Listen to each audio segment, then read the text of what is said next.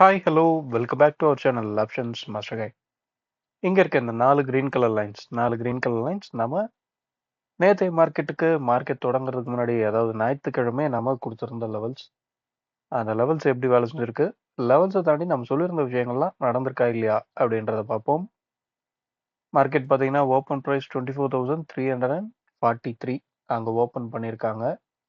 Open பண்ணி வழக்கம் போல் recent டேஸில் என்ன பண்ணுறாங்களோ அதே தான், கிட்டத்தட்ட ஓப்பன் ஹை அப்படின்ற மாதிரியான விஷயத்த செட் பண்ணிட்டு நேரா ஒரு ஃபால். அந்த ஓப்பன் ஹை அப்படின்றதும் எங்க செட் ஆச்சு அப்படின்னா, எக்ஸாக்டா நாம கொடுத்துருக்க நம்மளோட S1 அந்த இடத்துல ஒரு ரிஜெக்ஷன். தொடர்ந்து டைரக்டா அவங்க வந்து சப்போர்ட் எடுத்த இடம் நம்மளோட S2. அங்க ஒரு சப்போர்ட், திரும்ப ப்ரீவியஸ் டே லோவை சஸ்டைன் பண்ண முடியல. தொடர்ந்து நம்மளோட S2வை பிரேக் பண்ணி ஒரு புது லோ அப்படின்றத செட் பண்ணியாச்சு. நம்ம என்ன சொல்லியிருந்தோம் அப்படின்னா, மார்க்கெட் 24,350 இதுக்கு கீழே இருக்கிறதே தொடர்ந்து கீழே போகக்கூடிய வாய்ப்பு அப்படின்றது தான் சொல்லியிருந்தோம். எக்ஸாக்டா அதே விஷயம் தான் நடந்திருந்தது. இங்க பார்த்தீங்க அப்படின்னா கிட்டத்தட்ட ஒரு 130 பாயிண்ட், ஒரு நாளோட ரேஞ்ச் நம்மளுக்கு நிஃப்டியோட ஆவரேஜ் மூவ்மெண்ட் 120, 130, 150 தான். ஒரு 130 பாயிண்ட் அப்படின்ற மாதிரியான ஒரு டேவோட ரேஞ்சை கவர் பண்ணியாச்சு. அதை கவர் பண்ணி அங்கேருந்து திரும்பினவங்க எக்ஸாக்டா நம்மளோட S1. எல்லாம் ஓப்பன் ப்ரைஸ் அந்த இடத்துல தான் இருக்கு, அங்கே தான் ரிஜெக்ட் ஆகிட்டாங்க அப்படின்னு சொல்லுவாங்க. நாம இந்த லெவல்ஸை நாம முன்னமே கொடுத்துட்டோம். நாம பார்த்தீங்க அப்படின்னா ஓப்பன் ப்ரைஸ் என்ன அப்படின்றது நமக்கு தெரியாது. ஸோ ஞாயிற்றுக்கிழமை நம்ம என்ன லெவல் கொடுக்கணுமோ எக்ஸாக்டா அங்கே தான் வந்து ரிஜெக்ட் ஆயிருக்கான். அதுக்கு மேலவே பார்த்தீங்க அப்படின்னா ப்ரீவியஸ் டே க்ளோஸ் இருக்கு, ஆனால் அந்த இடத்துக்கு கூட போகலை. திரும்ப அங்கே ரிஜெக்ஷன், கிட்டத்தட்ட திரும்பியும் அதே இடத்துல தான் ரிஜெக்ஷன். வழக்கமாக 3 மணிக்கு அப்புறம் என்ன பண்ணுவாங்க, 3:15க்கு ஸ்பாட்டோட சார்ட் ஓடுறது நின்று போயிட்டு நல்ல ஒரு பெரிய கிரீன் கேண்டிலாக போட்டுக்கிட்டு இருந்தாங்க. அதுக்கடுத்து மார்க்கெட் முடியறதுக்குள்ள. ஆனால் இன்னைக்கு என்ன நடந்திருக்கு, சாரி நேற்று என்ன நடந்திருக்கு அப்படின்னா, ரெட் கலர் கேண்டிலாக போட்டு முடிச்சிருக்காங்க. ஸோ ஓப்பனிங்கில் என்ன பண்ண போகிறாங்க அப்படின்றது வெயிட் பண்ணி தான் பார்க்கணும். அதுக்கு முன்னாடி ப்ரீமியம் என்ன சொல்லுது, இன்னைக்கு பார்த்தீங்க அப்படின்னா நமக்கு எக்ஸ்பைரி டே, நிஃப்டியோட எக்ஸ்பைரி இருக்குது. ஸோ இந்த எக்ஸ்பைரியில் என்ன நடக்க வாய்ப்பு அப்படின்றதெல்லாம் தொடர்ந்து நம்ம பார்ப்போம். அதுக்கு முன்னாடி இந்த போட்டிருக்க இந்த லெவல்ஸ் எல்லாம் ரிமூவ் பண்ணிடலாம்.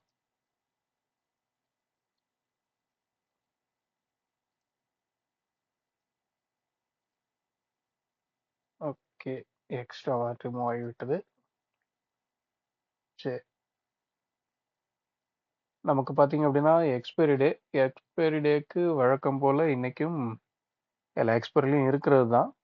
மேக்ஸிமம் ஏதோ ஒரு எக்ஸ்பைரியில் தான் ப்ரீமியம் நமக்கு தேவை, நம்மளோட ரெகுலர் கால்குலேஷனுக்கு தேவையான ப்ரீமியம் இருக்கும். இந்த வாரம் ரெகுலர் கால்குலேஷனுக்கு தேவையான ப்ரீமியம் இல்லை.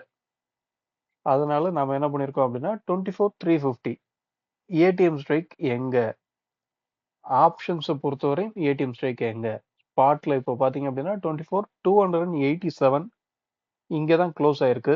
ஸோ ஸ்பாட்டை பேஸ் பண்ணி நீங்கள் ஏடிஎம் ஸ்ட்ரைக் கால்குலேட் பண்ணுறீங்க அப்படின்னா 24,300 இந்த ஸ்ட்ரைக்கை தான் சூஸ் பண்ணுவீங்க. ஆனால் நம்ம சிந்தட்டிக் ஃபியூச்சரை பேஸ் பண்ணி தான் ஏடிஎம் ஸ்ட்ரைக் அப்படின்றத எடுக்க போகிறோம். ஏன்னா இன்றைக்கும் எக்ஸ்பைரி டே அன்னைக்கு செக் பண்ணி பாருங்கள். இன்னைக்குன்றதை தாண்டி ஒவ்வொரு எக்ஸ்பைரி டேலையும் செக் பண்ணி பாருங்கள்.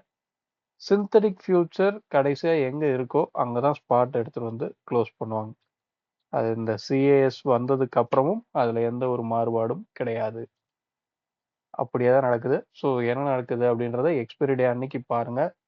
இந்த ஆப்ஷன்ஸோட மார்க்கெட் செல்லரோட மார்க்கெட் அப்படின்றது எல்லாரும் சொல்லி கேள்விப்பட்டிருப்பீங்க. செல்லரோட மார்க்கெட் அப்படின்றத ஏன் சொல்கிறாங்கன்னா, செல்லருக்கு செல் பண்ண இடத்துல இருந்து ப்ரைஸ் டிகே ஆனாதான் ப்ராஃபிட். ஸோ டிகே அப்படின்றது இந்த ஆப்ஷன் செயினோட ஃபார்மெட்டே அதுதான். இருக்கிற டைம் வேல்யூவை ஜீரோ பண்ணணும், அதாவது டிகே பண்ணணும். டிகே பண்ணுறது மூலயமா ஜீரோ ஆகணும். ஸோ ஜீரோ அப்படின்றது, அந்த டைம் வேல்யூ ஜீரோ அப்படின்னு ஆக போகிறது எக்ஸ்பைரி டே அன்னைக்கு தான். அந்த எக்ஸ்பைரி டே அன்னைக்கு தான் ஜீரோவும் ஆக போகுது.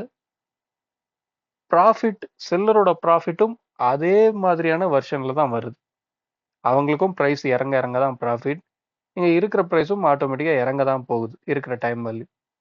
ஸோ இதனால தான் இது ஆப்ஷன்ஸ் அப்படியே ட்ரேடிங் அப்படின்றது செல்லர்ஸோட மார்க்கெட் அப்படின்னு சொல்றாங்க. ஸோ எக்ஸ்பைரி டே அன்னைக்கு என்ன நடக்குது, மார்க்கெட் எப்படி முடியுது, ஒரு செல்லர் என்ன நடந்தா இன்னைக்கு ப்ராஃபிட்ல இருந்திருப்பான், லாஸ்ட்ல இருந்திருப்பான், அதாவது அவங்க செல் பண்ண ப்ரைஸை விட அதிகமா இருந்தா லாஸ், கம்மியா இருந்தா ப்ராஃபிட், இப்படின்றத தாண்டி அவங்க செல் பண்ணிருக்க ஸ்ட்ரைக் என்ன நடந்தா ஜீரோ ஆயிருக்கு, இப்படின்ற மாதிரியான விஷயங்களை நீங்க புரிஞ்சுக்க ட்ரை பண்ணீங்க அப்படின்னா, புரிஞ்சுக்க ட்ரை பண்ணணும். கண்டிப்பா எக்ஸ்பைரி டே அன்னைக்கு மார்க்கெட் எப்படி முடியுது, இந்த எக்ஸ்பைரியை எப்படி ஸ்பாட்டையும் சிந்தட்டிக் ஃபியூச்சரும் ஈவன் பண்றாங்க அப்படின்ற அந்த லாஜிக்கை மட்டும் நீங்க புரிஞ்சுக்கிட்டீங்க அப்படின்னா, ஆப்ஷன்ஸ் ட்ரேடிங் நாம எப்போ பண்ணணும், பண்ணக்கூடாது அப்படின்றத உங்களால கண்டிப்பா புரிஞ்சுக்க முடியும். ஓகே, இப்போ நம்ம லெவல்ஸாக எடுத்திருக்கிறது 24,468, 24,401, 24,274, 24,231. இதுதான் நம்ம இன்னைக்கு உண்டான லெவல்ஸாக எடுத்திருக்கோம். இந்த லெவல்ஸை தாண்டி 24,300 இந்த ஸ்ட்ரைக்குக்கு கீழே இருக்கிறது தொடர்ந்து கீழே போகக்கூடிய வாய்ப்பை கிரியேட் பண்றதுக்கு உண்டான எல்லா சாத்தியக்கூறுகளும் இருக்கு. இப்போ க்ளோசிங் பிரைஸ் நமக்கு இந்த பிரைஸுக்கு கீழே தான் இருக்கான். ஸோ ஓப்பன் எங்க கிடைக்குது, ஓப்பன் அபோவ் ட்ரேட் ஆகிறாங்களா, பிலோ ட்ரேட் ஆகிறாங்களா, இந்த 24,300 இந்த ஸ்ட்ரைக்ல கால் புட் என்ன மாதிரி ட்ரேட் ஆகிறாங்க அப்படின்றத அண்டர்ஸ்டாண்ட் பண்ணுங்க, அப்படின்றத கவனிங்க. ஃபர்ஸ்ட் கவனிச்சிங்க அப்படின்னா தான் புரியும். இப்போ இந்த ஸ்பாட்டோட க்ளோசிங்க்கும் ஆப்ஷன்ஸ்ல இருக்கிற க்ளோசிங்க்கும் பேஸ் பண்ணி பார்த்தீங்கன்னா நல்ல ஒரு ப்ரீமியம் 77 பாயிண்ட் ப்ரீமியத்தில் இருக்கு சிந்தட்டிக் ஃபியூச்சர். ஏன்னா இந்த 3.25 அப்புறம் ஆப்ஷன்ஸோட ப்ரைஸ் பெருசாக மூவ் ஆயிருக்காது. உங்களுக்கு ஸ்பாட்டை மட்டும் இந்த க்ளோசிங்காக மாற்றிருப்பாங்க. ஸோ பெரிய டிஸ்கவுண்ட், பெரிய ப்ரீமியத்தில் இருக்கு.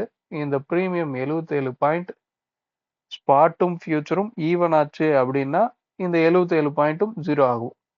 அப்போ இந்த 77 பாயிண்ட் எந்த மாதிரி ஜீரோ பண்றாங்க, எப்படி டிகே பண்ணி இதை ஜீரோ பண்றாங்க அப்படின்றத வாட்ச் பண்ணுங்க. தொடர்ந்து மேலே போகணும் அப்படின்னா 24,000, ஓகே 24,400 இந்த ஸ்ட்ரைக்குக்கு மேலே நின்று ப்ரீமியம் சப்போர்ட் அப்படின்றது கிடைக்கிற பட்சத்தில் நல்ல ஒரு அப்சைட் மூவ்மெண்ட் அப்படின்றத எதிர்பார்க்கலாம். ஸோ நமக்கு 24,400 அப்படின்றது முந்தின நாளோட ஹை, அதாவது வெள்ளிக்கிழமையோட ஹை அந்த ரேஞ்சில் இருக்கு.